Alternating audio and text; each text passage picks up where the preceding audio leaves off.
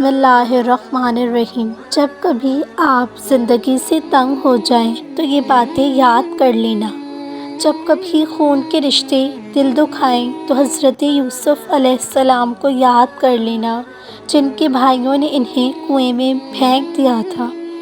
جب کبھی لگے کہ تمہارے والدین تمہارا ساتھ نہیں دے رہے تو ایک بار حضرت ابراہیم علیہ السلام کو ضرور یاد کر لینا، جن کے بابا نے ان کا ساتھ نہیں دیا بلکہ ان کو آگ میں پھینکوانے کا ساتھ دیا۔ جب کبھی لگے کہ تمہارا جسم بیماری کی وجہ سے درد میں مبتلا ہے تو ہائے کرنے سے پہلے صرف ایک بار حضرت ایوب علیہ السلام کو یاد کرنا، جو تم سے زیادہ بیمار تھے۔ جب کبھی کسی مصیبت یا پریشانی میں مبتلا ہو تو شکوہ کرنے سے پہلے حضرت یونس علیہ السلام کو ضرور یاد کرنا، جو مچھلی کے پیٹ میں رہے اور وہ پریشانی تمہاری پریشانیوں سے زیادہ بڑی تھی۔ اگر کبھی جھوٹا الزام لگ جائے یا بہتان لگ جائے نا تو ایک بار اماں عائشہ کو ضرور یاد کرنا۔ اگر کبھی لگے کہ اکیلے رہ گئے ہو تو ایک بار اپنے بابا آدم کو یاد کرنا، جن کو اللہ نے اکیلا پیدا کیا تھا اور پھر ان کو ساتھی عطا کیا۔ تو تم نا امید نہ ہونا، تمہارا بھی کوئی ساتھی ضرور بنے گا۔ اگر کبھی اللہ کے کسی حکم کی سمجھ نہ آ رہی ہو تو اس وقت نوح کو یاد کرنا، جنہوں نے بغیر کوئی سوال کیے کشتی بنائی، کیسے کشتی بنائی تھی، پر اللہ کے حکم کو مانا تو تم بھی ماننا۔ اور اگر کبھی تمہارے اپنے ہی رشتے دار اور دوست تمہارا تمسخر اڑائیں تو نبیوں کے سردار محمد صلی اللہ علیہ وسلم کو یاد کرنا۔ تمام نبیوں کو اللہ نے آزمائش میں ڈالا کہ ہم ان کی زندگیوں سے صبر و استقامت، ہمت و تقویٰ اور ڈٹے رہنے کا سبق حاصل کریں۔ اللہ تمہیں اسی سے آزماتا ہے جو تمہیں سب سے زیادہ محبوب ہوتا ہے۔ وہ تمہیں تمہاری ہی من پسند چیز کے ہاتھوں بے بس کر دیتا ہے اور پھر وہ بے بسی تمہیں کہیں سجدہ کرواتی ہے تو کہیں فریاد کر خالی جھولی پھیلاتی ہے۔ ناممکن اللہ کے لیے کچھ بھی نہیں ہوتا، وہ بس تمہارے لیے بناتا ہے۔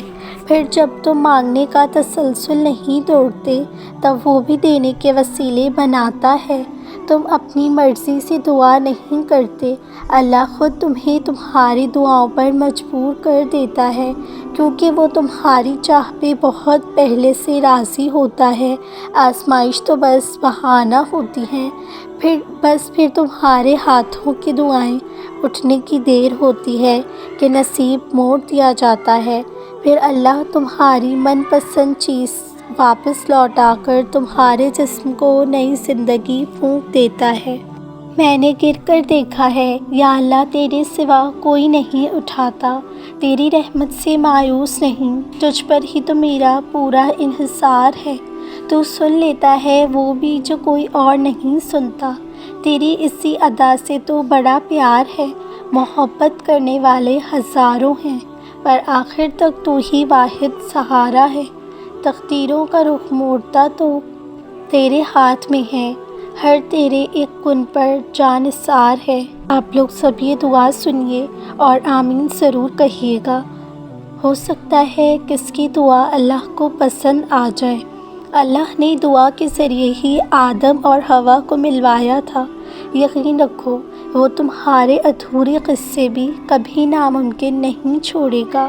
خوش قسمتی یہ ہے کہ دنیا میں 4200 مذاہب ہیں اور ہم امت محمدیہ سے ہیں۔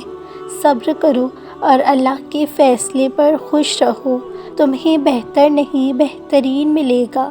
جب تمہیں ذکر الہی سننا اچھا لگنے لگے تو جان لو کہ تمہیں اللہ سے اور اللہ کو تم سے محبت ہو گئی ہے۔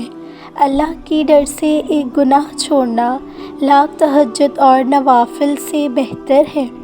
اللہ تعالیٰ فرماتا ہے تو کرتا وہ ہے جو تو چاہتا ہے، پر ہوتا وہ ہے جو میں چاہتا ہوں، تو وہ کر جو میں چاہتا ہوں، پھر وہ ہوگا جو تو چاہتا ہے۔